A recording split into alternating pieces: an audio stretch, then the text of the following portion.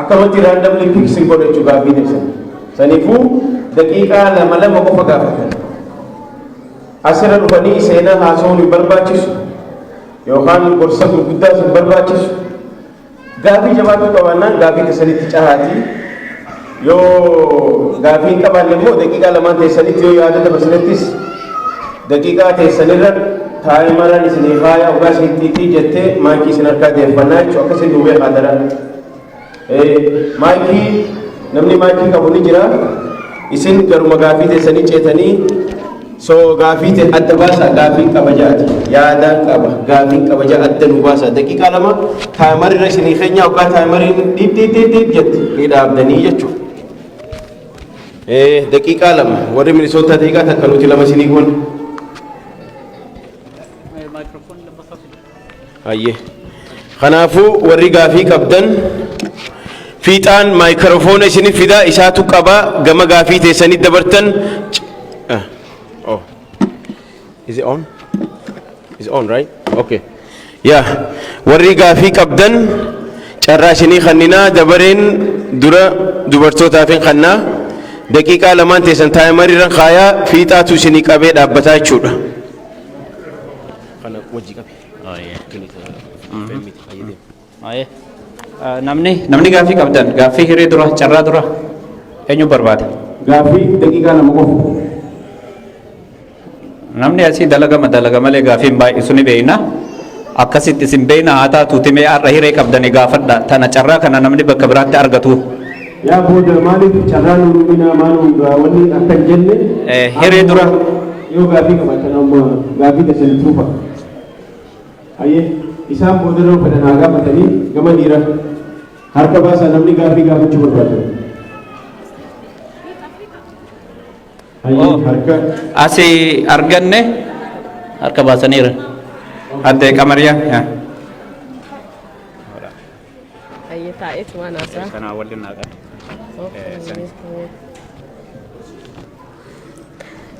ka'eeti ayye gaafiin kiyya gaafillee yaadallee duraan dursee akkuma duratti hamdaa rabbii galfadhe alhamdulillah jawaariif obbo Boqalaallee rabbiin kana isaan ga'een warra gaafii nu gaafannu godhuufi jechuu ani wanni jechuu barbaade wallahi gizee cufaa nagaa hawwulleen bareeda wanti nagaa taru hin jiru kunoo ijoolleen teenna aarii irraa obbo Jawaariin obbo Baqqalaa hidhanii jennaan bosonatti galanii ijoollee makalee booyaa turanii hiriira ba'aa turanii so wanti suni kuno ammas karama nagahaa san jira Jawaar ummata kaleessa hacaalu ilma san fakkaatu nurraa nyaate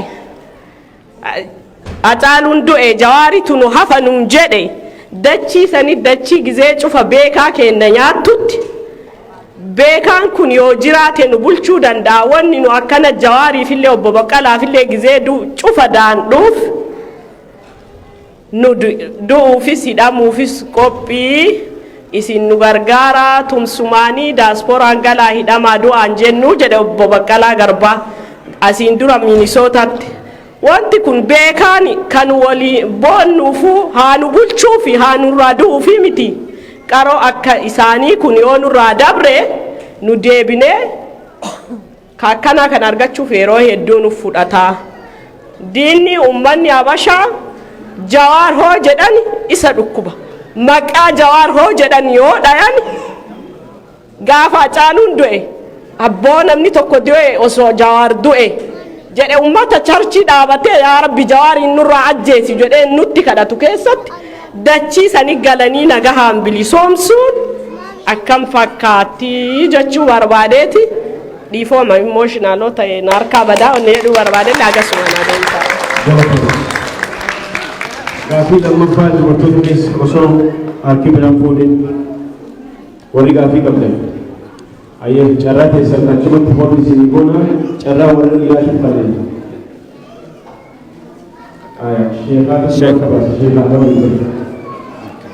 sheeka lama jira akkanallee waliin qaba الحمد لله رب العالمين وصلى الله وسلم وبارك على نبينا محمد وعلى آله وصحبه أجمعين. أما بعد أنا بعرفك يا waan baay'ee gaafatuun barbaadu gizeeree fi ekkonni du'aayii gootu san irraa hafuun natti dhagahame. Du'aayii majaraa godhuu fi uummanni kun kaweetta amma fuulli isaanii akkana jiru dur akka bira jira. Uummata hidhaa keessatti nurraa miidhamee ummata rabbi nafsee isaanii baasii dhufanii fe'ura keenya dura taa'uun natti dhagahame likkii malee. Akka amma obboleettiin teenne jette sani ummata odoo isaan dhabne ummanni keenya kun dhabamurraayi. Nama irraa dubbatu hin qabu, nama haqa ummataa dubbatan wanni godhan kana. Nama haqa dubbatu har'a zamana kana keessatti dhama bar biyya keenya bichaami habashaa bichaami biyya maraayyuu. Har'a namni haqa dubbatu manni isaa hidha. Kanaaf jecha dura rabbi baga hidhaa sanii isin baase. Hidhaa sanii isin baasee isinis gammachiisee nullee ummata saba Oromoo kana baga rabbi nu gammachiise. Waan biyya keessa jiru nutti himtan dhageenne quba qabna gaafillee asin dura biyyi akka gaafa biyya Orobbaa keessa deemtaniitti isinuma gaafatanii ani du'aayii magana isinii godhuu fi dubbiin dheeressu namni gaafatu baay'ee umriin isin haa dheeratu rabbi fayyaa isinii haa kennu. Ummanni keenyallee sababaa keessan kanan ummata milkaa'ee mirga ofii argatu rabbi nu haa taasisu. Salaamu alaikum wa rahmatullah.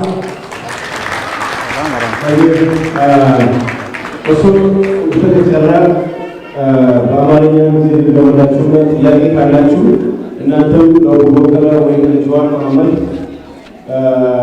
እጃችሁን አንሱና ለእናንተም ቻንስ እንሰጣለን በአማርኛ ለመጠየቅ እንደምትፈልጉ። ኦኬ ኦኬ ሀጂ ያስቢቀና ኦኬ ሰሰሊና ሊስ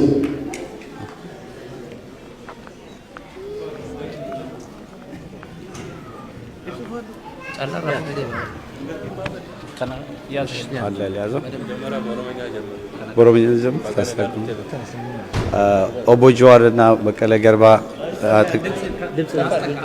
ኦቦ ጀዋርና በቀለ ጀርባ ከብዙ ነገር አልፈው እዚህ ቦታ ድጋሚ ልናያቸው እድል ስላገኘን በጣም ደስ ብሎኛል። ኦቦ ጀዋር ከዚህ በፊትም የድምጻችን ይሰማ ፕሮግራም ጊዜ አዳራሽ አዘጋጅተን ምን ብለን ብዙ ውለታ አለበት፣ ግን አሁን ጥያቄን በመመለስ ይክሰኛል ብዬ አስባለሁ። ምናልባት ረስተው ሊሆን ይችላል። እሺ ብዙዎቹ ጥያቄዎች በጀዋር ዙሪያ የሚያዘሩ ናቸው። በማስታወሻ ያጃቸዋለሁ፣ በርከት ይላሉ። ግን እኔ ኢትዮጵያ ኮሚኒቲ ስለምሰራ የኔ ጥያቄዎች ኢትዮጵያ ኮሚኒቲን የሚወክል ወይንም ሌላ የአማራ፣ የትግሬ፣ የኦሮሞ የተለያዩ ነገሮችንም የሚወክል አይደለም። ብዙ ጊዜ ከጓደኞቻችን ጋር ስንወያይ የመጡ ጥያቄዎች ናቸው እና ብዙ ሰዎች መልስ ያላገኙላቸው ነገሮች ስለሆኑ ከወንድማችን ጀዋር አንደበት እንድንሰማው ነው የመጣሁት። የጋበዙኝን እና ይሄን ፕሮግራም እንዳለ የነገሩኝን ጓደኞቼንም ደግሞ በጣም አመሰግናለሁ። ያው ሰዓቱ ሲሞላ በቃ በላይ አንደኛው የፌዴራሊዝም ፖለቲካ በኢትዮጵያ ይጠቅማል ወይንስ ይጎዳል የሚለውን አቶ ጀዋር የፖለቲካ አናሊስት እንደመሆኑት እስቲ በዚህ ላይ ትንሽ ገለጻ ቢያደርጉልን። ሌላው ደግሞ ኦቦ ጀዋር መሐመድ የኢትዮጵያ ትግል ባደረጉት ከፍተኛ አስተዋጽኦና ባደረጉት ከፍተኛ አስተዋጽኦ የተነሳ ከኢትዮጵያ መንግስት ጋር አብረው ስራ እንዲሰሩ እድል ተሰጥቷቸው ነበረ። ነገር ግን ብዙ ሰዎች እንደሚሉት አንዳንድ አነጋገሮቻቸው በጣም ለጠብ ለተለያዩ ነገሮች የሚጋብዙ ናቸው ብሎ ብዙ ሰዎች ጥላቻ ያለው አይነት አስተሳሰብ ነው ያላቸውና ኦቦ ጀዋር ይሄ ከምን የመነጨ ነው የሚለውን ቢነግሩን ደስ ይለኛል። ሌላው ደግሞ ኦቦ ጀዋር የፖለቲካ አናሊስትና ተንታኝ እንደመሆኑት መጠን የኢትዮጵያና የኤርትራን የወደብ አጠቃቀም እቅድ እንዴት ያዩታል? ከጅቡቲ ጋርስ ቅራኔ ሊያስነሳ ይችላል ብለው ያስባሉ ወይ? ሌላው ደግሞ አንተና አንዳንድ ሌሎችም የኦሮሞ ነጻነት ታጋዮች በሰላማዊ መንገድ መፍታት ከመቼውም በላይ እድሉ እያለ መሳሪያ ታጥቆ በህዝብ መሃል በሰላማዊ ህዝብ መሃል ተቀምጠው አንዳንድ ያልተገባ እርምጃ የሚወስዱ ሰዎችን ጀዋር አይቃወምም ወይም ይደግፋል የሚል ብዙ ሰዎች አስተያየት አላቸው። ይሄንንስ እንዴት ታየዋለህ? ወይም ደግሞ እንዴት አድርገን ልትገልጽልን ትችላለህ? ሌላው ጥያቄ ደግሞ አሁን በኢትዮጵያ ውስጥ ኦኬ፣ መጨረሻው ጥያቄ አሁን በአሁኑ ሰዓት የኢትዮጵያ መንግስት ይበርታ ይቀጥል የምትላቸውና ወይም እነዚህ መንገዶች መስተካከል አለባቸው የምትላቸው አንዳንድ ነገሮች ይኖራሉ። የፖለቲካ እድሉ ቢሰጥና ከመንግስት ጋር ብሰራ አንቀጽ 39ን የሚሉትን ነገሮች እንዴት ታየዋለህ? ትንሽ ስለዚህ ገለጻ ብታደርግልን አመሰግናለሁ።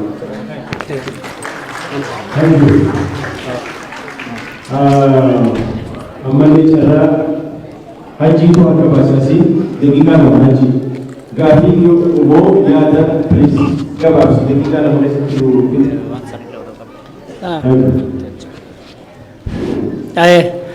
duraan dursee baga rabbiin nagaan isin baase baga hamtuu san keessaa rabbi isin baase ijaa wal garree isiniin jedha. Kanatti aansuudhaani wannan jechuu barbaadu isinis faarsuufis isinif abaaruufis osoo hin taane dirqama kaleessa jaallan keenya irratti wareegame dirqama sana fudhattanii dirqama sana geggeessitanii jiraachaa jirtu waan jirtaniif dirqama keessan gahummaadhaan bahaa itti jabaadhaa itti fufaa rabbi isinaa gargaaru isiniin jedhaa jechuudha. Kanatti aansuudhaan akka miseensa adda bilisummaa Oromootiitti akka qabsaawaa kaleessaatiitti akeekaa fi kaayoo kaafaayoon hordoof sagantaa kaafaayoon hordoof ni deeggarraa ni jabeessinaa biras dhaabbannaa gurmuus taanaas galli keenya tokko waan ta'eef waliin galma keenyaa jedhaa jabaadhaa isiniin jedhaa jechuudha. Jabaadhaa isiniin jechuu kana keessatti bara ammaas dhiyoo kana keessa namoota hedduu faarsuun illee hin barbaachisu. Maaliif hoo jettan warra kaleessa agartee hadhaa dhandhamanii rakkoo hedduu keessa qaxxaamuranii qocaa nyaatanii gurra shookaa nyaatanii hadhaa dhandhamanii lafeen jaallanii naa waraantu jedhanii kaayoo sanarraa maqanii bakka isaan jira waan argineef ittibaa keessan ittibaa gaarii rabbi waan milkiidhaan nu agarsiisu isiniin jedha. Jabaadhaa isin bira jirraa isin waliin jirraa jechuudha. Kanarratti ammoo akka miseensa adda bilisummaa Oromootitti galata guddaa nu qabdanii maalii fi mana hidhaa keessatti miseensota adda bilisummaa Oromoo nyaataan yaadaan ufitti qabdanii waliin jiraachuu keessanii mana hidhaatitti jara kana gargaaruu keessan kabajaa fi ulfinna isin hogganoota adda bilisummaa Oromootii gootan ulfinni isin hidhamtoota sanaa gootan kabajaan isin gootan kabajaa waan qabdanii fi kabajaan kun ammas isinirraa turu akkanumatti itti fufaa isiniin jedha. Ammas warra mana hidhaa keessa jiru bakka san hundatti sagalee ta'aa fi ummanni illee akka sagalee ta'u dhaamsa dabarsaa isiniin jedha. Amma gara gaafii kiyyaatitti deebi'a. Gaafii obbo Jawaar akka xiinxalaa siyaasaatiitii fi akka hayyuu siyaasaatitti an walabummattiin amanu jedhee jechuudha. Walabummattiin amanuu hayyuun tokko namni siyaasaa tokko an walabummattiin amanu eega jedhe warroonni kaleessa walabummaa bilisummaa birmadummaa jedhee wareegame akka jaallan magarsaa barii akka nadhii gammadaa jaallan keenya hedduun bilisummaaf jedhanii wareegaman ati akka hayyuu siyaasaa tokko eega walabummattiin aman wareegama jaallan kun bilisummaaf jecha wareegaman dogongora jechuu dandeenya. Gaafii lammataatti gaafii lammataa mootummaan Itoophiyaa lolli Itoophiyaa keessa deemaa jiru lola Oromoo fi Oromoo jidduuti jettee jechuudha. Oromoo fi Oromoo jidduutti jettee jechuudha.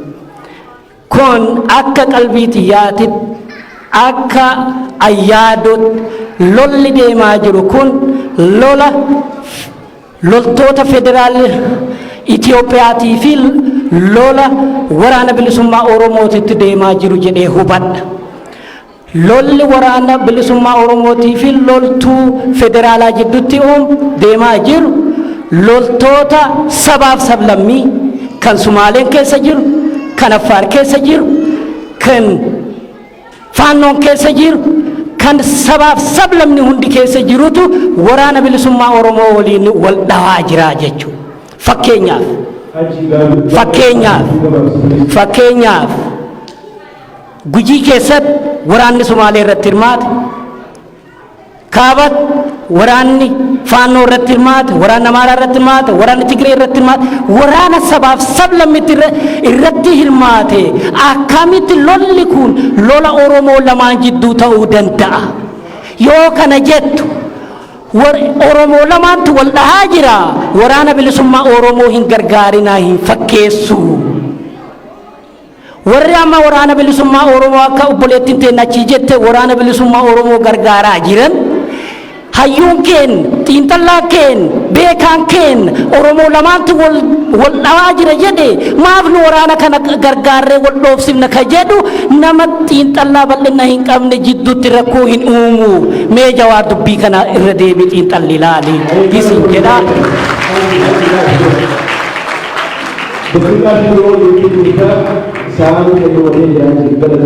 Awo boleessa. Galato. Thank you. Thank you. Okay, next.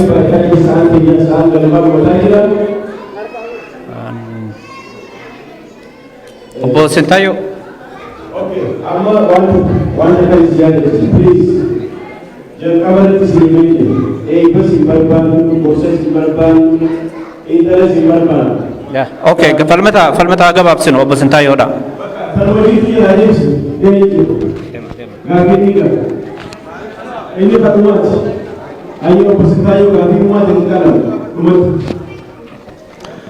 Galatooma duraan dursee warri yeroo keessan gubdanii waltajjii kana fakkaatu qopheessitanii hawaasa lakkoofsa yeraa kana guddaa taasistanii sagantaa kana asin geessanii baay'ee isin galatoofadha. Galatooma. Kana dudda duubaan immoo haadholiin dubartoonni shamarran Houston sagantaan kun akka caalaa miidhagu gochuu irratti dadhabbii isin gootan baay'ee nu gammachiiseera. Galatoomaan jedha. Inni gara biraan isa waa'ee gaaffii gabaabduudha. Gaaffiin kan koo Qaallittii keessatti mooraa sadii keessaa biqiltuu baay'ee dhaabeetan ba'e baranachi ture akkam bishaan naa obaastanii dhuftanii kan jedhuun gaaffii isin gaafadha.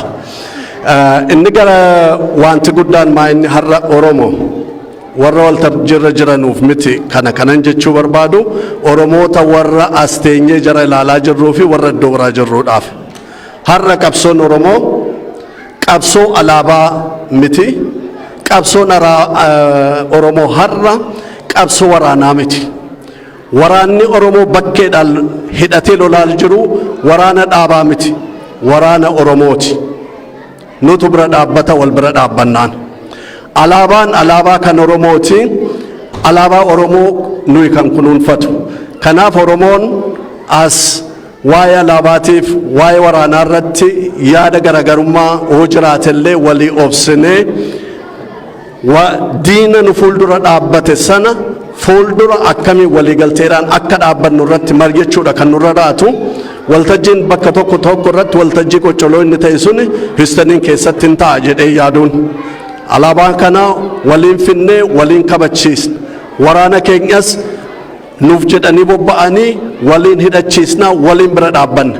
Isa karaa nagaatiin nan qabsaa jedhus isa karaa humnaatiinis qabsoo karaa nagaa geggeeffamu sana jabeessuudhaaf godhu sanas kan bira dhaabbatu nuyi. Wanti guddaan hooggantoota siyaasaas haa ta'u hawaasa Oromoo irraa kan eegamu har'a garagarummaa xiqqoo qabnu xinneessinee waan Oromoo tokko ta'u irratti hojjechuudha kan nurra jiraatu. Adeemsi keenya garagara ta'uu danda'a garuu itti galli keenya waan tokko ta'eefi Oromoon keenya hundumtuu bakka jirtan warri iddoo biraa jirtanus qoccoloo waan hin taane irratti walirraa dhaabne. Fakkeenyaaf waraanni Oromoo ibsa jarri waa'ee alaabaatiif waan adda addaa irratti baasanii yeroo darbe baasan isa kana kan nu barbaannu hooggantoota keenya irraa kan tokko nu taasisu yaadaan garaagarummaa qabaannullee itti galli keenya tokko ta'uusaa kan hubachiisu malee kan nu barbaachisu isa nu qooduu miti. Isinis immoo warri har'a keessummaa taatanii nu fuuldura dhuftan kun dhugaa jiru nutti himuu keessanii fi qullaa isin hin dhaabnu. Dhugaa jiru nutti himuu keessanii fi caalaa isin miidhagsinee isin geggeessina. Kanaaf dhugaa walitti himuun barbaachisaadha. Galatoomaa jechuu barbaada. Gaami gaafii nam gaafii gara deebiitti deema. Ali amma sagantaa keenya keessummoonni keenya gaafii gaafatanii jiru. Awwa osoo sana mana guutuu sila sarara galtanii qabatanii fe'u. Gaafii jedhu gaafii gaafatanii qufa yoo gaafii keessuma gaafatanii gaafatan akkuma siiyee itti ilaala yoo aadaa asitti deebii galatoomaa tumoonni asitti ilaallatu. Isteera biratti meebii bakka siiyee jedhan akkasii uffata sagantaa keenya sa'aa labaran tufamee beekii jedhamee sosa awwaan inni qabu gaafii gaafatan jalaaleessisee keessummaa keellee hin jedhamsiisu akkasitti uffata akkasii qaba gaafii afur irratti gaafatamee daqiiqaa xiqqoon waan ta'e galma akkaataa fuulduraa irratti alaabuu qabna sa'a waan ta'eef gama keessumatti isin deebisa akka deebisaa jiru. Ayyee bakka kanatti argamnee gaaffii kana deebisuu carraa argachuu keenya baay'ee gammanna. Oromoon akka kanatti waliin taa'ee yaada adda addaa qabu kallattii barbaaden gaaffii gaafate wal dhaggeeffate kan fudhate kan keessaa ta'uu fi dhiisee deemuu danda'uun isaa waan tokko jenneeti amanna nuti. Biyya keenya keessatti kan nuyi dhabne kanadha. Carraa kana dhabne. Isin carraa kana argattan amma waan feetan gaafattu kan isinii ta'een fudhattu kan isinii ta'uu dhiise immoo dhiiftanii deemtu. Isa isinii ta'e hin deeggartu isa isinii ta'uu baate immoo hin dhiiftu. Biyya sana keessatti garuu kana carraa kana dhabne. Carraan kun akka dagaagu akka argamuufidha kan nuti qabsoo goonu. Dhuguu biyyatti yeroo deebitan yookaan biyya sana keessatti dhuguma deebitanii nagaadhaan qabsooftanii jijjiiramaniif hin jettanii yaaddoo jedhanii namoonni baay'een waltajjii kanarrattis waltajjiiwwan biroo irrattis waa'ee nageenya keenyaatiif yaaddoo qaban yeroo isaan ibsanii dhagayaa turre deebiis kennaa turreerra. Deebiima sana kennina har'as. Gaafa qabsoodhaaf bahanii homtuu hin jiru isa maal jedhan caagula shirri miti yookaan immoo eega fuudhan eega heerumanii booda isa wal fudhatanii bashannanaaf deeman miti qabsoo jechuun rakkoo hedduu qaba bu'aa bayii qaba hojii itti dhabuutu jira itti hidhamuutu jira lubbuu itti dhabuutu jira qabeenya ofii itti dhabuutu jira maatii ofii itti dhabuutu jira waan meeqatu jira kana hundumaatu beennuuti kan keessa jirru jechuudha. Kanaaf nageenya ofiif jecha waan guddaan kan ittiin abbootiin mootummoonni abbaa irree ta'an ittiin nama sodaachisan tokko maal inni beektu sinidha sin ajjeesa nama hamma kana keessaatiin nama tokko ajjeesaniitu laa agartaniitu akka sanattan si ajjeesa jedhanii sodaa namatti naqu. Sodaadhaan qabsoo irraa booddeetti nama deebisu garuu warruma kana dandamatee kana jala dhaabbatee saba isaaniif falmatuutu immoo mirga saba isaanii gonfachiisa. Kanaaf waa'ee nama qabsaa'u nageenya isaatiif hin yaaddayinaa. Qabsoo jechuun otoo hidhaan hin jiruutu ta'e rakkoon hin jiruutu ta'e ma qabsoo maalii jedhama innoo daldala waan barbaadan dhaqanii bitanii galuu miti. Kanaaf qabsoon wareegama barbaada. Waa'ee warra qabsaa'anii yaaddayinaa isin waan isinirraa danda'amu waan isinirraa eegamu gochuu malee akkas taatuuti ittiin deebinaa. Yookaanis immoo akkas ta'uun keessa nu yaaddessa kanaaf akka tokko godha yoo utuu jechuu baattanii gaariidha. Isin nuuf jecha kan isin akkas jettan ni beenna. Garuu immoo amaluma qabsoo waan ta'eef kana baruullee qabna gara fuulduraatti itti deemu hammi wareegame hammi gatii itti baase garuu uummata bal'aa mirga isaa gonfachiisuun dirqama waan ta'eefidha jechuudha. Gaaffilee biroon baay'inaan Jawaariif dhiyaatanii hariiroo nuti adda bilisummaa Oromoo wajjin hin qabnu baay'een keessan tariiti otoo hin hidhamin dura hariiroo akkamittiin akka qabaachaa akka turre miidiyaalee adda addaa irraa quba qabdu turtan. Kana jechuun isaas hariiroo hin qabnu jechuutu hin taane eegasiiti egaa hundumti keenya iyyuu hin hidhamne yeroo sana garuu filannootti illee hin dhiyaanne yoo ta'e akkamittiin akka dhiyaannu illee jechuudha irratti hojjennee waan hundumaa irratti walii gallee memorandum of understanding walii mallatteessinee akkamittiin akka jala dhaabbannu akkamittiin Oromoo abbaa mirga isaatii akka goonu kana hundumaa irratti walii gallee ture. Walii galteen gaafa sana har'allee jira. Tokkoffaa saba nuyi dhaabbanneef saba tokkodha. Saba tokkodha. Walii galuu dhiisuu hin dandeenyu. Nama siyaasa wallaale immoo miti. Isa tokko jala dhaabbachuun qabsoo isa biraa akka inni booddeetti hambisu. Mirga saba sanaa bilisummaa saba sanaa immoo akka inni booddeetti harkisu hin mobeenna. Isaanis sirriitti beeku nus sirriitti beekna. Hariiroo gaarii waliin tolfanne waliin qabna turre. Fakkeenyaatiif filannoo keessaa maaliif baane adda bilisummaa Oromoo yoo filannoo keessa jiraate malee nus hin seennu. Amma immoo marii biyyoolessaa jedhamu kana keessa yeroo meeqa paartiin keenya yeroo meeqa gaafatameera yeroo meeqa yaalii guddaan godhameera. Kana keessatti qooda hin fudhannu sababiin isaa adda bilisummaa Oromoo waraanni bilisummaa Oromoo kana keessatti akka garee tokkootti keessatti qooda fudhachuu qaba kan jedhudha ejjennoon keenya jechuudha. Kanaafidha kan nuyi keessatti illee qooda hin fudhanne. Warra waraana TPLF wajjiniin haasoftani waraana bilisummaa Oromoo wajjiniin sababii isiniin haasofneef hin jiru. Kana haasoftan malee nagaan bu'uu hin danda'u. Gaaffiin Oromoo deebi'ee malee mariin kun eessayyuu hin ga'u nagaas hin fidu guddinas hin fidu tasgabbiis hin fidu biyya kana keessatti kan jedhu amantaa qabna. Akkuma isaan sila kaasan nuti ittiin galateeffamuudhaaf osoo hin taane lammii keenyadha.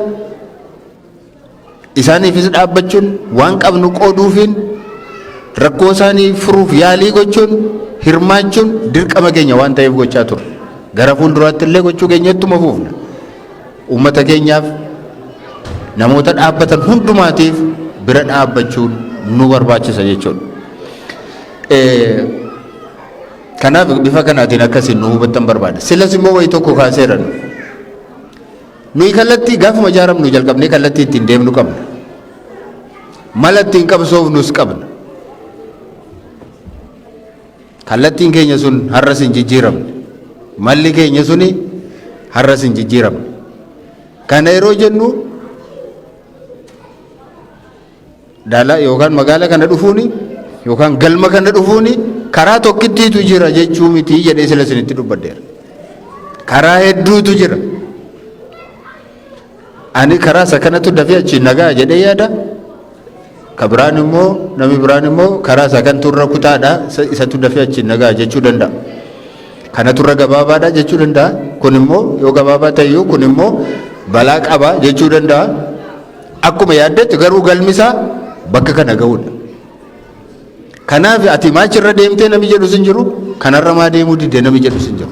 Wal jala dhaabbachuun wal danquun humna wal dhowwuun hamlee wal buusuun waan akkasii nu bira hin jiru. Nama mirga Oromootiif falmu hamlee buusuun hojii keenya miti. Hojii kaafa'oo miti. Akka dhaabaatti jechuudha. Kanaaf waan kana wal dura dhaabbannee isin beennu wal dura isin dhaabbannu. Kun akkuma dhaabaatti ejjennoo keenyadha. Nuyi karaa keenya qabsoofna isa qabannee ciccinee itti deemna. Ciccinee itti deemna. Gatii itti baasaa jirra. Itti wareegamaa jirra. Bu'aa baay'ees itti buufneera. Kan nama biraatiin sirrii miti ittiin jennee hin beeknu nuti. Ilaalcha hedduu jira. Adeemsa hedduu jira. Mala qabsoo hedduu jira. Kan isaa ta'e filatee itti deemuun barbaachisaadha. Uummata kanaan illee kan isinii ta'e keessaa filatanii gargaaruun bira dhaabbachuun mirga keessanidha. Isinirraa eegamu. Kana sirriitti isinitti beeksisuu barbaanna. Gaaffii biraan ጃዋርቱ ደብሳ አማርኛ ደጸጋበት agartu lallaftu deebisee jajjabduu narra dhiisite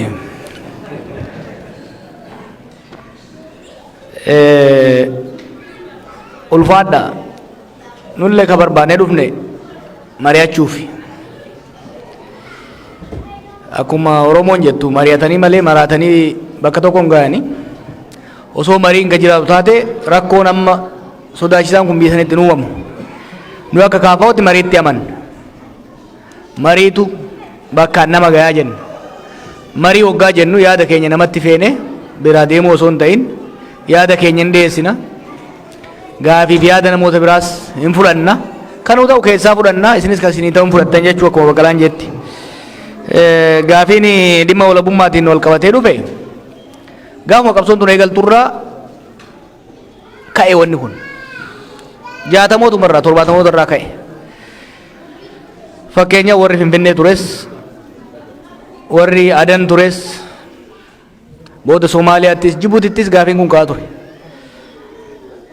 gaafiin Oromoodhaaf kan baasu haqa isaa kan galfachuu danda'u biyya walabaa Oromiyaa jedhamtu yoo jaarrate immoo biyyuma Itoophiyaa san keessatti walqixxummaa sabaaf sablammoota yoo fide ka jedhu it is as old as the struggle itself karaa lachuu irrattuu warri wareegame gootota Oromooti karaa lachuu irrattu kan wareegame dhugaa Oromootiif garri lachuu kamtu Oromoo fayyadaaf malee karaa kana qabadheen Oromoo miidhafi miti yaani doongoraa mooraa qabsoo keessa jiru garee tokko gootomsanii garee kaan xiqqeessuun sirrii miti namni karuma kamirrattu saba kanaaf wareegame sirrii ture wareegamaa keenya goota keenya akkasitti ilaala akka kaafaa'utti nuti paartiidha akka paartiititti Oromoodhaaf kan baasu dantaa Oromoo yeroo gabaabaaf yeroo dheeraatti eegsisuu kan danda'u Oromoodhaaf nagaa waaraa kan fiduu danda'u misooma waaraa fiduu kan danda'u sirna federaalawaa dimokiraatawaa ta'e kan Oromoon Oromiyaa irratti ittiin of bulchu kan Sidaamni Sidaama irratti ittiin of bulchu akka Itoophiyaatti immoo sabaaf sablammoonni kun marii isaaniitiin waliigaltee isaaniitiin seera hariiroo tumatanii wal kabajanii qabeenyaa fi aangoo akkaataa gumaata isaaniitiin qooddatanii kan bulan Itoophiyaa haaraa ijaaruutu sirriidha jedhee amana kaafaa'uun. Hamma nani beekutti dhaabbileen Oromoo yeroo ammaa jiranis akka keenyatti jala muruu yoo baatan illee yoo kan danda'amu taate sabaaf sablammoota wajjin kan jedhu ni fudhatu. Gaafiin immoo uummataaf jedhu nuti akka kaafaa'utti uummata Oromootiif kan ta'u kan fayyadu sirna federaalawaa dimokiraatawaa Itoophiyaa keessatti dhaabne sabaaf sablammoota wajjin wal dandeenyee jiraachuudha jennee tamanna. Kana jechuun warri walabummaatti amanu haa baduu miti. Kana jechuun warra walabummaatti amanu dhiisaati warri yuunitarii Itoophiyaa jaarraa jedhu saabatu hin jennu. Yaada isaa adeeffatu humnaan garuu itti fe'uun hin ta'udha. Humnaan itti fe'uun hin ta'udha kan jennu jechuudha. Lolli Oromiyaa keessa jidduutti godhamu kan Oromoo jidduuti. Sadarkaa hoggansatti hoggansi biyya san hogganaa jiru kanuma isinummaan harka wal dhooftanii ol baaftanii bar. Of sobuun wal sobuun hin barbaachisu.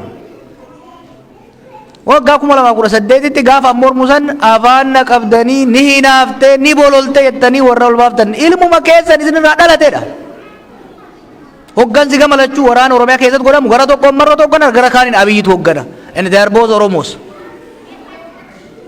Tragedy salphina kana dhoksuu hin danda'amu isiniin dhoksu. Salphina Oromoo keessatti gadeemaa jiru salphina. Sadarkaa hoggansatti Oromoodha. Gadi bu'aa. Lola kana keessatti humna sadiitu hirmaata mootummaarra. Milishaa ganda, poolisii Oromiyaa fi humna federaalaati. Milishaan gandaatii fi poolisiin Oromiyaa dhumaa jiru, nama fixaa jiru Oromoodha.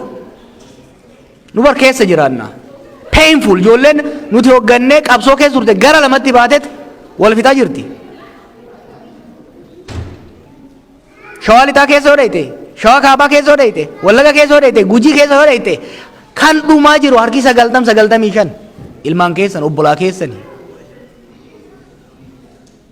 This is fact. Kuni salphina qaanyiidha. sabaaf sablammiin biyya sanii gaafa Oromoon sirna duraasan jijjiiree aangootti dhufu faayinalii haara galfanna faayinalii walqixxummaa arganna jee abdataa ture. Nuyi garuu biyyaaf sabaaf sablammoota biyya saniitiif nagaa buusuu dadhabneet wal jidduutu nagaa buusuu dadhabne. I can theorize. Theorii keessa dhaqee sirna mootummaa Itoophiyaati akkas akka warra kaanii odeessuu dandeenya. It's not true. It's not true. Warruma nuti harka dhoofnee fi ol baafnedha. Kan dhumaa jiru, kan wal fixaa jiru. By the way, sadarkaa mootummaa fi humna waboo bira darbeera yeroo ammatti. Revenge killing. Haaloo wal bahuun duriyyeen magaalaa keessa wal gurmeessee nama fixuun. Eenyu ko Oromiyaa keessa nama fixaa jiru mootummaa fi waraana bilisummaa Oromoo qofaan miti kan wal fixaa jiru bar. Kan gama lachuu fakkeessee har'a fakkeenya waan wallagga ta'e kana waraana bilisummaa Oromoo anaa miti kan godheedha. Mootummaa waraana bilisummaa Oromootu godheedha.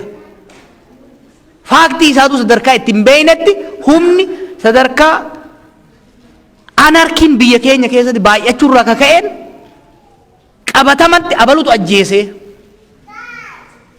Jarmanitti bobbaka tokkotti jeen ture.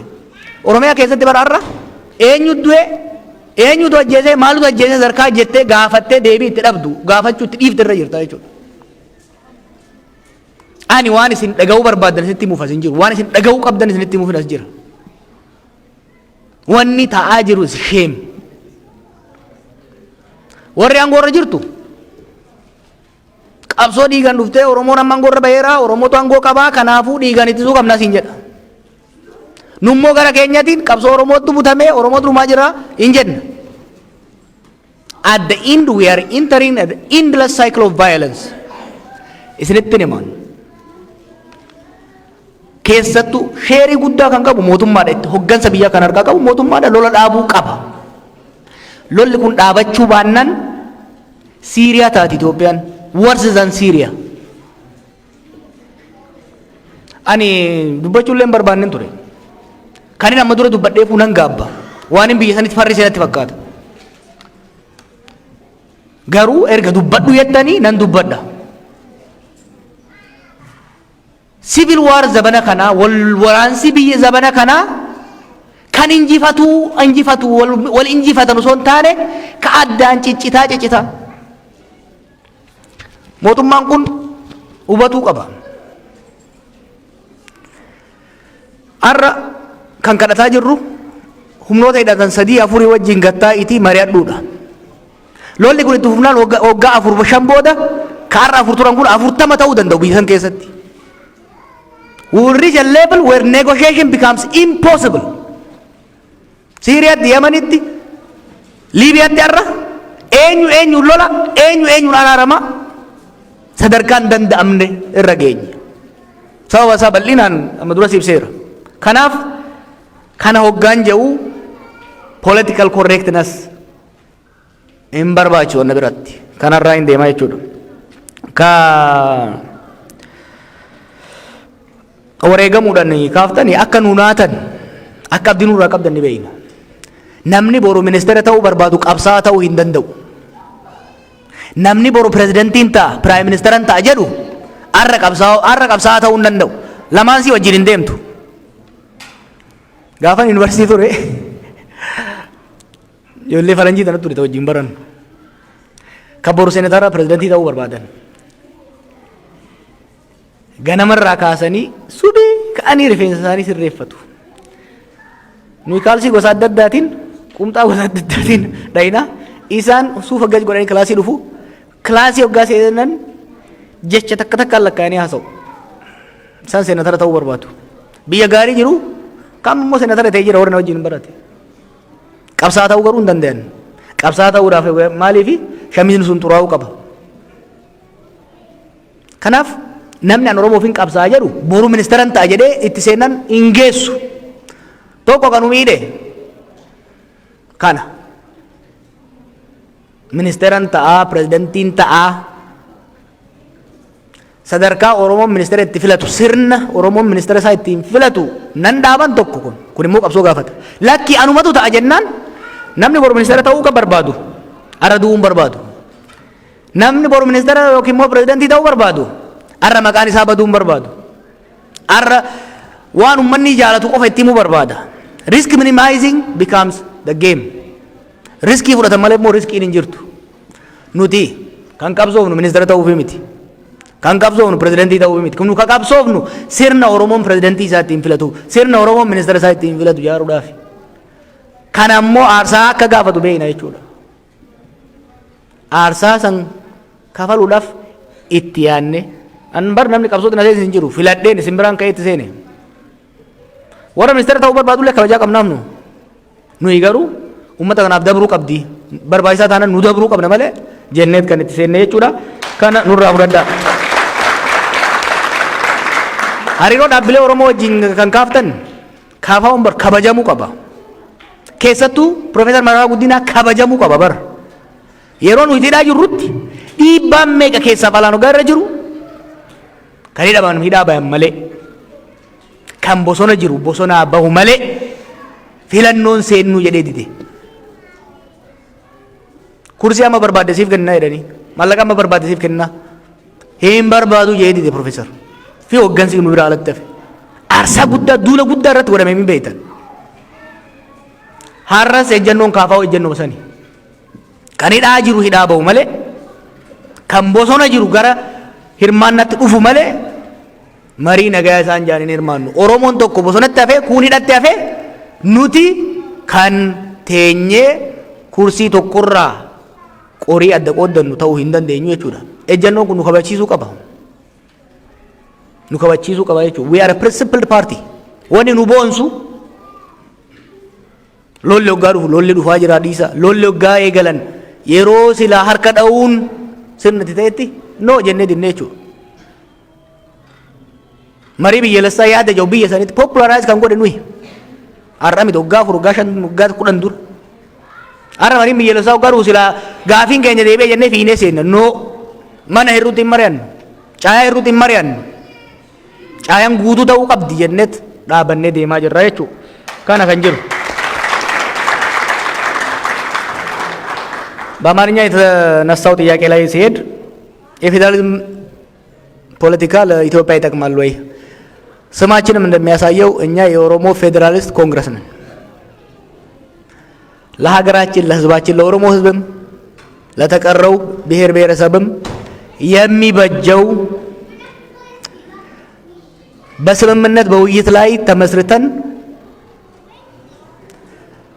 ብሔሮች ራሳቸውን በቀያቸው የሚያስተዳድሩበት ሀገራቸውን ደግሞ በፌዴራል ስርዓት መሰረት ሀብትና ስልጣን ፍትሃዊ በሆነ መልኩ ተከፋፍለው የሚያስተዳድሯት ኢትዮጵያ መገንባት በአዲስ ሶሻል ኮንትራክት ላይ የተመሰረተ የፌዴራል ስርዓት መገንባት ይበጃል ብለን ነው የምናምነው። እኔም አምናለሁ፣ ፓርቲም ያምናል። ይሄን ስንል ግን ከዛ የተለየ የሚያምኑት ይጥፉ ብለን አናምንም። አይደለም ፌዴራሊዝም የሚባለው ስርዓት አይሆንም፣ ዩኒተሪ ስርዓት ነው የሚያስፈልገን የሚሉት ሰይጣኖች ናቸው፣ ሀገር አፍራሾች ናቸው። ይጥፉ፣ እንደምስሳቸው፣ ይውደሙ ብለን አናስብም። መብታቸው ነው። ያን ሀሳብ ወደ ጠረጴዛ ዙሪያ ያምጡ፣ እንከራከር፣ እንደራደር። አማካይ የሆነውን ሀሳብ ወስደን የጋራ ሀገር እንመስርት ነው አቋማችን እኛ። ስለዚህ እነዚህ ሀሳቦች የቆዩ ናቸው፣ እዛ ሀገር ውስጥ አዲስ አይደሉም። እኛ የምንቃወመውና የምንታገለው በጉልበት አንድን ሀሳብ ጨፍልቀን የአንድን ሀሳብ የበላይነት እንመሰርታለን እናቋቁማለን ብለው የሚደረገው ሂደት ነው ለዚህ ሁሉ ውጥንቅጥ ያደረሰን። ስለዚህ እኛ የፌዴራሊዝምን አስፈላጊነት በአጥኖት ለማቅረብ ዝግጁ ነን፣ እናቀርባለን። የሌላውንም ለማዳመጥ ደግሞ ዝግጁ ነን። ማንኛውም ሀሳብ ከጠረጴዛ ዙሪያ ተገፍቶ ጫካ መግባት አለበት ብለን አናምንም። በዚህ ነው የምንሄደው። የሚጠሉ ሰዎች አሉ። ጀዋርን እንደ ግለሰብ የሚጠላው ሰው ያለ አይመስለኝም። እኔ የቀረበኝ ሰው ሁሉ ሲወደኝ እንጂ ሲጠላኝ አይቼ አላውቅም። ጀዋር ዘ ፐርሰን ማንም አይጠላውም። ጀዋር ዘ ፖለቲካል የሚጠሉ ሰዎች አሉ። ሚናዬን አውቃለሁ፣ የኔን ኢንፍሉዌንስ አውቃለሁ። ባለፉት 10 ምናምን ዓመታት ብዙ ነገሮችን ስሰራ ስለነበረ በዚህ ደግሞ ጥቅማቸው የተጎዳ ይጎዳብናል ብለው የሚያስቡ የተለያየ ሀሳብ ከፍተኛ ዘመቻ አድርገውብኛል። ማለት ዶክመንተሪ ተሰርቶብኛል። እኔ ግን በግል አልወስደውም። አይ ዶንት ቴክ ዛት ፐርሰናል። ሀሳቤን ማቅረብ፣ ስራዬን መስራት ቀጥልበታለሁ። አንድም የምጠላው ሰው ደግሞ የለም። ምክንያቱም ፖለቲካ ውስጥ ያለው ለግል ጥቅም አይደለም፣ ለግል ፍላጎት አይደለም። ለግል ጥቅሜ አልገባውም። ስለዚህ በግል በማንም ላይ ቂም አልይዝም። የሚያጠቃኝም ሊገለኝ የሚፈልገውም ሆነ ያሰረኝም በግል ነው ብዬ አላስብም። በወሰን በግል ንብረት ተጣልተን አይደለም። በፖለቲካ ጉዳይ ነው። ጉዳዩ ፖለቲካዊ ነው። በተቻለ መጠን ተቻችለን ብንሄድ፣ በተቻለ መጠን ተደማምጠን ብንሄድ የተሻለ ነው ባይደኝ። አሁንም ቢሆን የማራምደው ድሮም ሜይቢ ሐሳቤን በአግባቡ አላስረዳው ሊሆን ይችላል። ሜይቢ ሐሳቤን በአግባቡ አላዳመጡ ይሆናል እንጂ እኔን በግል የሚጠላኝ ሰው አለ ብዬ አላስብም። አሁንም ሐሳቤን በተሻለ መልኩ ለማቅረብ ሞክራለሁ። በተሻለ መልኩ ቢያዳምጡኝ ብንደማመጥ ደስ ይለኛል። አብዛኛውን ጊዜ ደግሞ በማዳመጥ ነው እያሳለፍን ያለ ነው። ሆፕፉሊ ቢፎር ኢት ቢካምስ ቱ ሌት የሀሳብ መዋጮ አድርገን ህዝባችንን ከመከራ ለማትረፍ እንችላለን የሚል ተስፋ አለኝ። የመሳሪያ አንስቶ የሚታገለውን አትቃወምም። ሰው እኮ የመሳሪያ ፍቅር የለውም። እዛ ሀገር እንደናንተ ሀገር እንደ ቴክሳስ ደልቶት የጠመንጃ መብትን ይዞ አይደለም ጫካ የገባው ሰው። ሪፐብሊካን አይደለም የኛ ሀገር ህዝብ ሰውን ጫካ ያስገባው ከንጉሱ ዘመን ጀምሮ እስከ ዛሬ ድረስ ወጣትን ከቤቱ ገፍቶ ወደ ጫካ ያስገባው ብረት እንዲያነሳ ያደረገው። በትግራይ ብንወስድ ትላንት የተከበሩ ጀነራሎች ሀገር ሲመሩ የነበሩ ጀነራሎች የታንጣለለ ቪላቸውን ትተው ጫካ የገቡት የጠመንጃ ሱስ ስላላቸው አይደለም። 45 ዓመት ጠመንጃ ውስጥ ነበሩ። ያ አይደለም አዛውንት የሆኑ እንዳያቸዋቸው። ጠመንጃ ያማዘዘው የፖለቲካው መበላሸት ነው። የፖለቲካ ምህዳሩ መዘጋት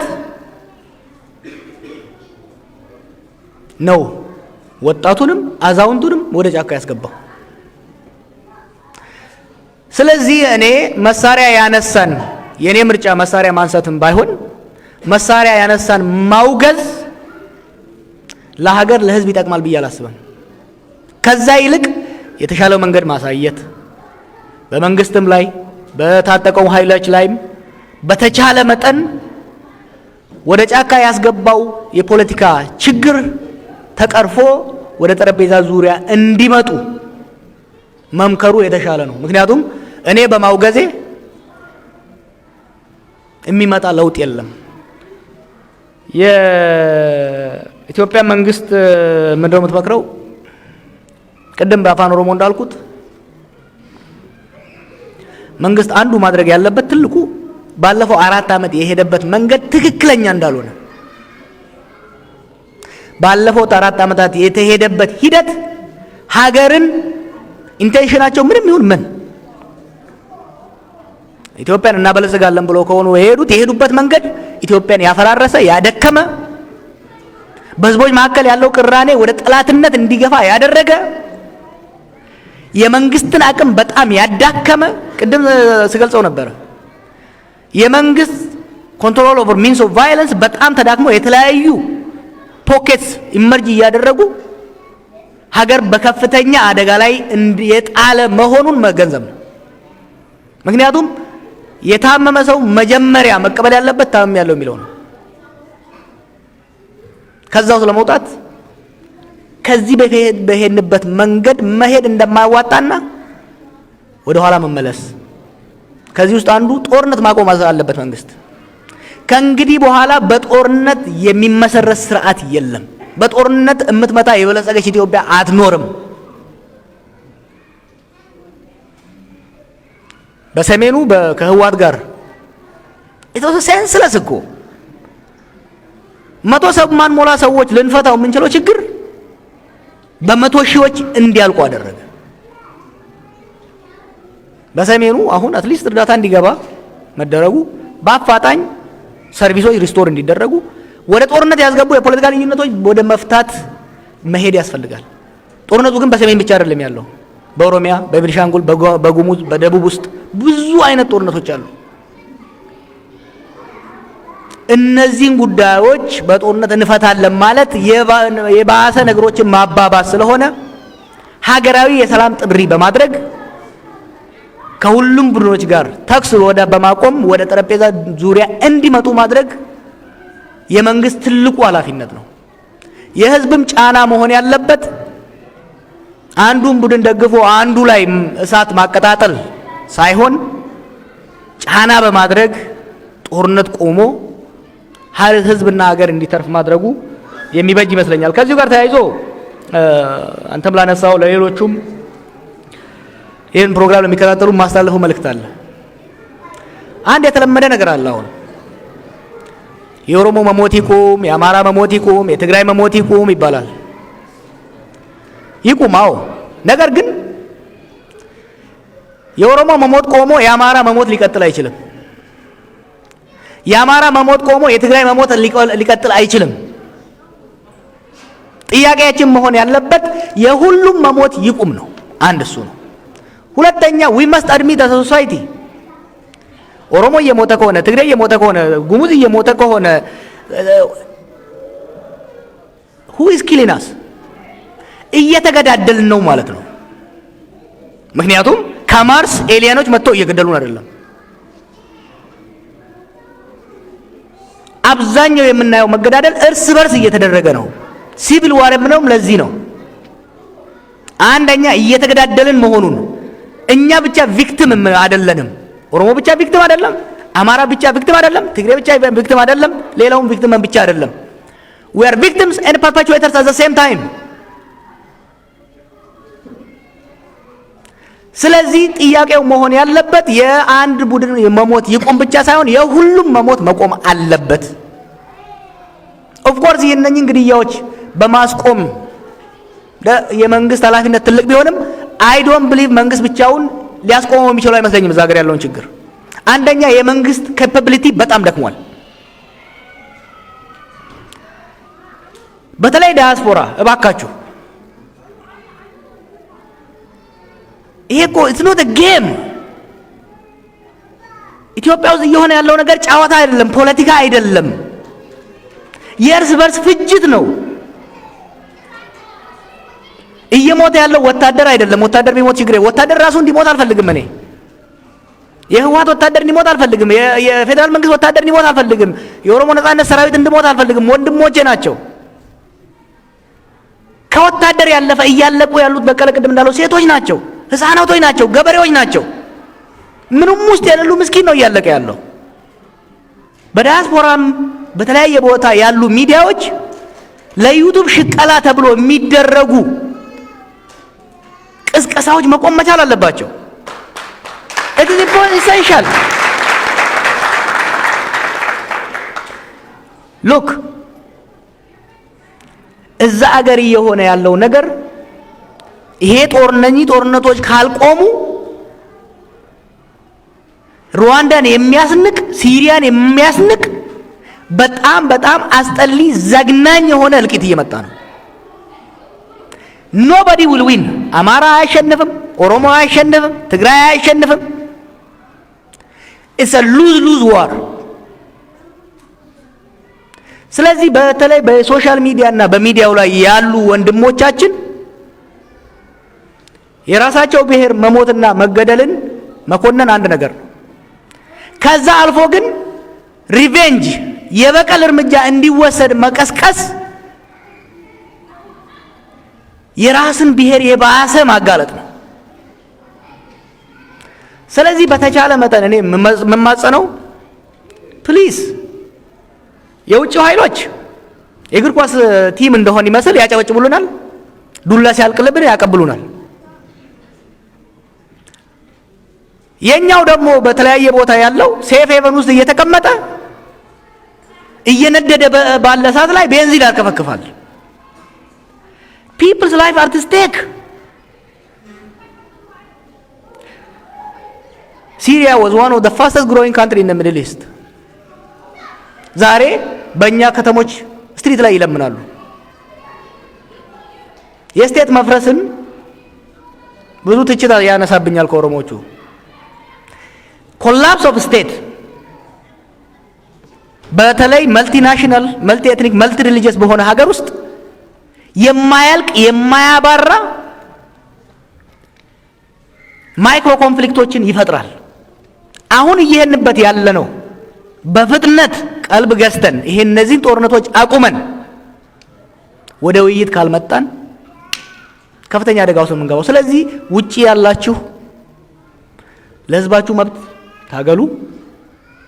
የህዝባችሁ መብት ስትታገሉ ግን ፕራዮሪቲ የአንድን ቡድን አሞግሶ ሌላውን በማንኳሰስ በማሳነስ ሳይሆን የሰዎች ሰብአዊ መብት እንዲከበር let me repeat it የአማራ ግድያ ቆሞ የኦሮሞ ግድያ ሊቀጥል አይችልም። የኦሮሞ ግድያ ቆሞ የአማራ ግድያ ሊቀጥል አይችልም። ግድያ ከቀጠለ ሁላችንም ነው የምንሞተው፣ ሁላችንም ነው የምንገዳደለው። በእነዚህ ግድያዎች ደግሞ ሁላችንም ተሳታፊ ነን። ይሄንን በመረዳት በተቻለ መጠን ሰላም ለሀገራችን እንዲመጣ፣ ሰላም ለህዝባችን እንዲመጣ ሁሉም የጋራ ስራ መስራት I cannot emphasize enough የሚታየኝን እኔ I cannot emphasize enough the danger that is coming ቱንታ ዱሪሚቲ isinis oromo wayna mafana marat injeen rasini deebiya duuti oromo adabattu adabattu duuti oromo qofarra adabachu dandeessu duuti oromo raakka adabattu qobar banu taate tigre raakka adabatu gaafachu danda'u qabna amara raakka adabatu gaafachu danda'u qabna akka durii biti amma wal shakkiin wal sodaan akka malee hammaatee waan deemuuf humni alaa heddu keessa waan jiruuf aariin dallansuun heddu waan jiruuf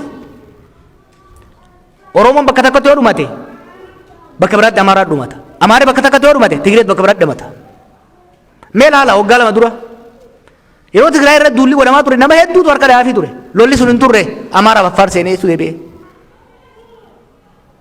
kanaaf saba keenya osoo qabsooynu ummata keenya osoo dubbannu sabaaf sablammii biraa badnuti hedduu dhalleedha ummata gumusfaa udhadha lafarraa duwwamaa jira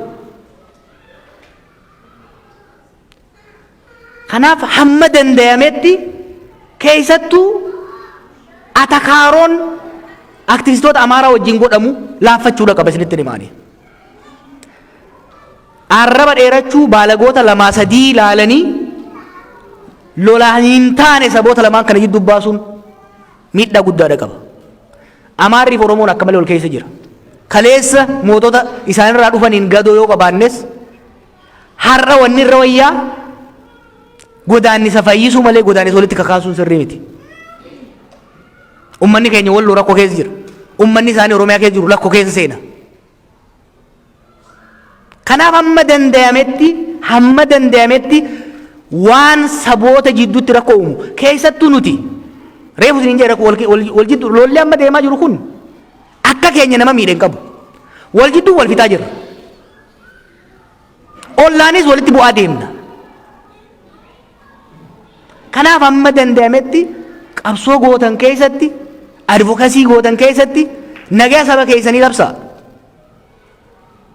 bilisummaa ummata keessaniitiif qabsaa jibba saba biraarra godhamu immoo aarii tuttuqaa namoota gariitiin kaatanii ittiin seenina kanaaf hamma dandayametti na cinqiti anni dubbiin hamma dandayametti ni cinqabna kanaaf rabbi nu haa gargaaru balaa ummata keenya fi biyya sanii dhufaa jirtu rabbi nu haa hambisu nummoo hamma dandeenyetti ni tattaafanna nama nu dhaga'utti ni himna akkuma reefu baqqalaan jee gama dippiloomaasiitiin gama ummataatiin dhiibbaa goonee mootummaan kun karaa hama ummataa biyya san balaa hamatti geessaa jirurraa akka deebi'u itti himna dhiibbaa irratti goona isinis nu gargaaran jaa galatooma.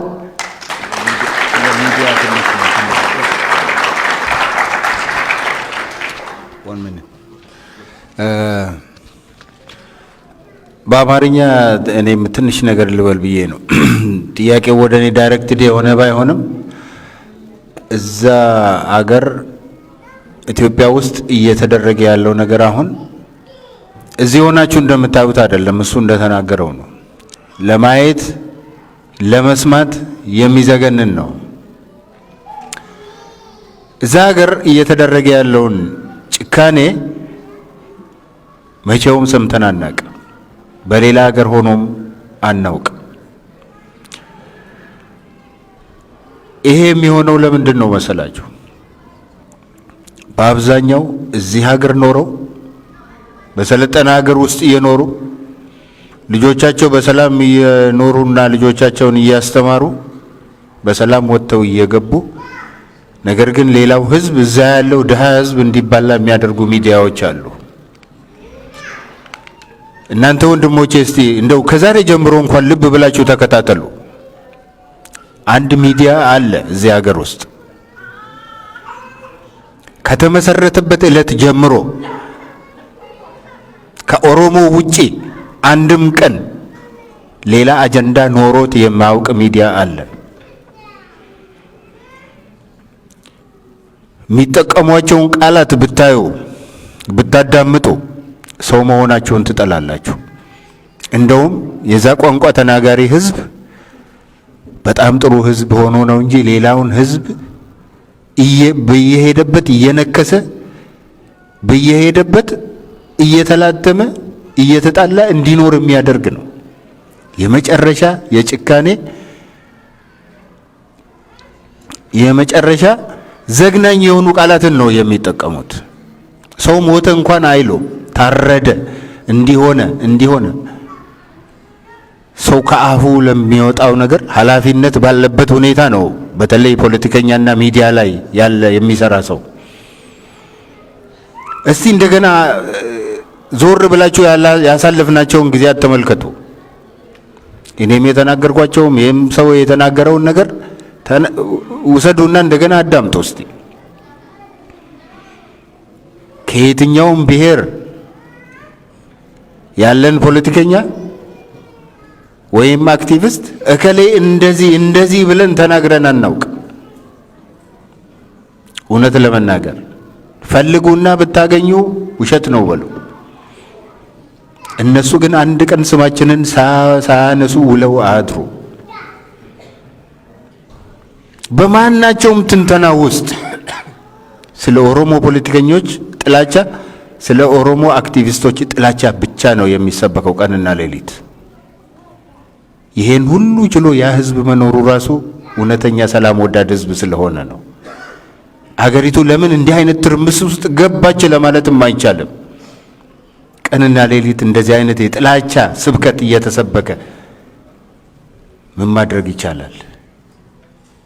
እኛ የምንችለውን በኃላፊነት እንወጣለን። ማንንም መሳደብ አንፈልግም። መብታችንን ግን ቅንጣት ታህል ለሰው አሳልፈን መስጠት አንፈልግም። መብታችንን ስናስከብር ደግሞ የሌላውንም ህዝብ መብት አንዲት ቅንጣት እንዲሸረፍ አንፈልግም። የጎረቤትን ሰላም አውቆ በሰላም መተኛት አይቻልም። ይሄንን በደንብ እናውቃለን። እኛ በሌላው ህዝብ መብት ኪሳራ የራሳችንን መብት የምናስከብር ሰዎች አይደለንም። ምክንያቱም እዚህ ያለ ኢፍትሃዊነት የትም ቦታ ላለ ፍትህ ጠንቅ መሆኑን ከነ ማርቲን ሉተር ኪንግ ንግግሮች የተማርንና የምንተገብር ሰዎች ነን። ሰው ምንም ነገር ይበል ክፉም በክፋቱ ይቀጥል። እኛ የሰውን ቃላት አንዲት ቃል ብቻ አውጥተን እከሌ እንዲህ አለ ብለን መንዝረን አንናገርም። እውነት ነው፣ ይሄ እንደዚህ አይነት ታሪክ የለንም። አንዲት ቃል መንዝረን ከዛ አውጥተን ቀኑን ሙሉ ትንተና ስንሰጥና ጥላቻ ስንዘራ አንውልም። የተናገረበትን አውድ ወይንም ኮንቴክስት እንረዳለን። እንዲህ ማለቱ ሊሆን ይችላል። ሰው ነው። ሰው ማይክሮፎን በሚይዝበት ጊዜ ብዙ ነገር ይሳሳታል። ይሄን ታውቃላችሁ። በየዕለቱ በምንነጋገራቸው ንግግሮች ውስጥ ስንት ስህተት ስንሰራ እንውላለን። ከአውድ ውጭ ሲወሰድ ይውላል። እነሱ የሚያደርጉት ይሄንን ነው። እኛ ግን በመልካም ነው ማየት የምንፈልገው። ሰዎች ሁሉ መልካም ናቸው ብለን እንጀምራለን እኛ። እነሱ ግን ሰው ሁሉ ክፉ ነው፣ በተለይ ኦሮሞ ሁሉ ክፉ ነው ብሎ ነው የሚጀምሩት። አንድ ሰሞን እኮ ሰው ይበላል ሁሉ ማለት ጀምረው ነበር። እውነት ለመናገር አሳዛኝ ነው ይሄ። ቢበላ እንኳን በላ አይባልም ነበር። እኔ በሆን አልልም ነበር። እንደኔ ያለ ፍጡር ሰውን እንዲህ ያረጋል ብዬ መናገር አልችልም ነበር። ይሄ የኛ ባህል አይደለም፣ የኛ ቫልዩ አይደለም ይሄ። ስለዚህ እነሱንም ተመልከቷቸው እስቲ። ማን ነው ሀገር እያባላ ያለው ማን ነው የሚለውን ነገር በደንብ ተመልከቱልን ባካችሁ። አንድ እጅ አያጨበጭብም፣ አንድ እጅ አያጨበጭብም። አንድ ህዝብ ብቻ ሰላም ፈላጊ ሆኖ ምንም ማድረግ አይችልም። ሰላም ከሁሉም ጋር መምጣት አለበት። እኛ ለሰላም እጃችን ሁልጊዜ ዝግጁ ነው። መሀል መንገድ ሄደን ከማንም ጋር መነጋገር ከማንም ጋር አብሮ መኖር እንፈልጋለን። የማንንም ሰላም መንሳት አንፈልግም። ስለዚህ ይህንን እንድትረዱልን እንፈልጋለን። በዚህ አጋጣሚ እዚህ ቦታ ስለተገኛችሁልን በጣም እናመሰግናችኋለን፣ እንወዳችኋለን። እግዚአብሔር ያክብርልን።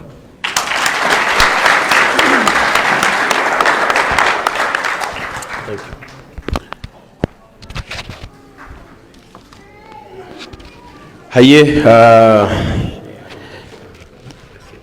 thank you. sagantaan keenya xumuramee jira. keessummoota keenya osoo isaanii